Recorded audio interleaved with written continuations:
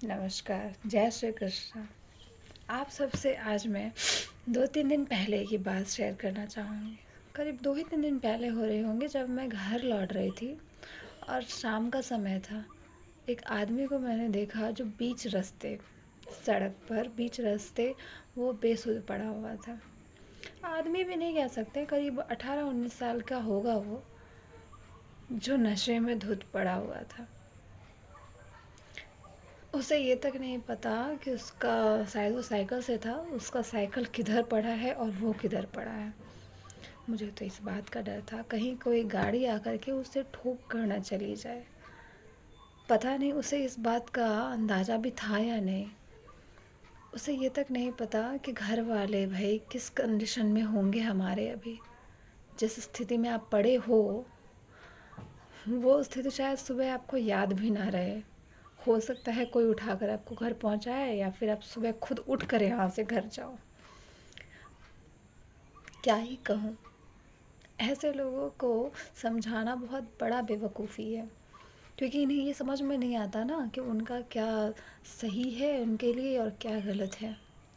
और ऐसे लोगों का हो ही क्या सकता है जिन्हें अपने आप की कोई परवाह नहीं हो, जिन्हें अपने परिवार की कोई परवाह नहीं हो।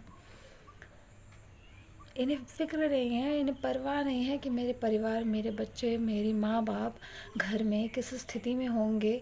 मैं इतनी रात गए यहाँ पड़ा हूँ इस रास्ते पे, वो सोच रहे होंगे कि मैं किस हाल में हूँ या मुझे कुछ हो तो नहीं गया। क्यों क्यों ये आपको घर में टेंशन वाला माहौल क्रिएट करना है? क्यों अपने बच्चों को परेशान करना है? इवन इससे आपका भी भला नहीं होने वाला। आप भी जो पी रहे हो या नशा कर रहे हो, इससे आपका शरीर अंदर ही अंदर खोखला होता जाता है। शायद ये आपको पता ना हो, और कुछ लोगों को तो पता भी होता है, फिर भी वो ये काम करते हैं। और मेंटली कितने वीक होते हैं पता है आप सबको? मेंटली इतने वीक होते हैं कि थोड़ी सी परेशानी होती नहीं है कि वापस चल देते हैं उसी ओर, फिर नशा करना है। मतलब इतने कमज़ोर हो क्या तुम कि थोड़ी सी परेशानी से लड़ने के लिए तुम्हें नशा करने की ज़रूरत पड़े?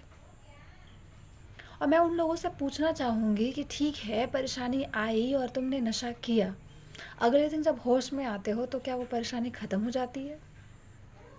या तुम अपने आप को वहीं पाते हो जहाँ तुम थे? तो फिर वो परेशानी ख़त्म कैसे होती है? तुम्हारे नशा करने से तो नहीं होती होगी। पता नहीं ऐसे लोग क्या सोचते हैं। और हद तो तब होती है जब ऐसे लोगों को कुछ समझाने जाओ तो वो क्या कहते हैं? वो कहते हैं कि मैं आखिर कमा किसके ले रहा हूँ? इतने पैसे जो मैं इकट्ठा करता हूँ, क्या मैं खुद के लिए खर्च नहीं कर सकता? क्या मैं अपनी ज़िंदगी अपने हिसाब से जी नहीं सकता? आपको एंजॉय करना है। क्यों? क्योंकि आपके पैसे हैं, आप कमा रहे हो, ऐसा आपका मानना है। तो मुझे समझ नहीं आता कि एंजॉय करने का तरीका क्या सिर्फ यही है कि मैं नशे करके आऊँ, पी पा करके आऊँ, बस मैंने लाइफ एंजॉय कर ली, पूरी ज़िंदगी जी ली मैंने मज़े में। हद्दी होते हैं ऐसे लोग जिन्हें ये गलत फहमी होती है कि मैं अपनी ज़िंदगी अपने खुशी से ही जी रहा हूँ। और ये खुशी किस में है? नशा करने। हद है। क्या वो 2-4 पल आप अपने परिवार के साथ खुश हो कर के घूमने जा कर के कुछ ऐसे पल बना सकते हैं जो ज़िंदगी भर याद रहे?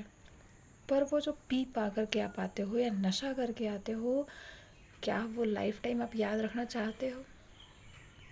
और याद रखना चाहोगे कहाँ से? वो याद रहेगा तब तो। उस नशे में दिमाग काम करता है कि आप कर क्या रहे हो? कुछ याद रहता है? तो बेहतर ये है कि अपने परिवार को वक्त दो, ना कि इन सब चीज़ों को। परिवार के साथ रहोगे तो अंदर से स्ट्रांग बनोगे, और इन सब चीज़ों का साथ पकड़ोगे तो अंदर से खोखले होते जाओगे। उम्मीद करती हूँ कि मेरी बातों को सुन करके आप समझेंगे कि क्या सही है और क्या गलत। और अगर मेरी बातों का असर किसी एक आदमी पर भी होता है तो मैं बहुत शुक्रगुजार हूँ। उम्मीद करती हूँ कि आप सब समझेंगे और इन सब चीज़ों से दूरी बनाएंगे, अपने परिवार को वक्त देंगे और उनकी अहमियत को समझेंगे। आपको अच्छा लगा हो तो इस वीडियो को शेयर करें, सब्सक्राइब करें और लाइक करें। नमस्कार, जय श्री कृष्ण, ध्यान रखें।